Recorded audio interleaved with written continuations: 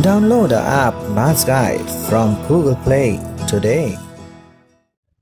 Question number 10 discuss करते हैं। यहाँ पर दो सब्जेक्ट्स दिए हुए हैं, मैथमेटिक्स एंड स्टैटिस्टिक्स, और दोनों के mean marks and standard deviations mentioned है।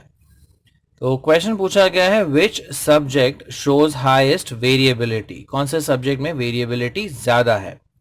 तो सपोज हम x डिनोट करते हैं मैथमेटिक्स को एंड स्टैटिस्टिक्स को डिनोट करते हैं हम y से। सो मीन ऑफ मैथमेटिक्स तो ये हो जाएगा x bar, that is 20. So this value would be x बार, तो x बार आ जाएगा 20. मीन ऑफ स्टैटिस्टिक्स तो ये हो जाएगा y bar, so y bar is 25.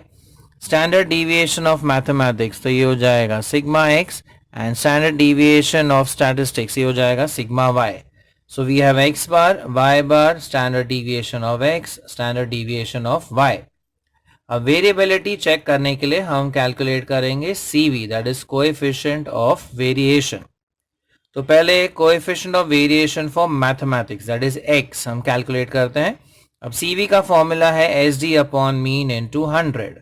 तो मैथमेटिक्स का standard deviation is 2, mean is 20 into 100. तो CV for mathematics that is CV for x आता है 10%. अब वैसे हम ढूंढेंगे CV for statistics that is y. So CV for y is standard deviation of y upon y bar into 100. Standard deviation of y है 3, y bar is 25 into 100 which is 12%. So if you observe, CV of y is greater than CV of x. यानी statistics का CV value higher है as compare to mathematics का CV value. So CV of y is greater than CV of x.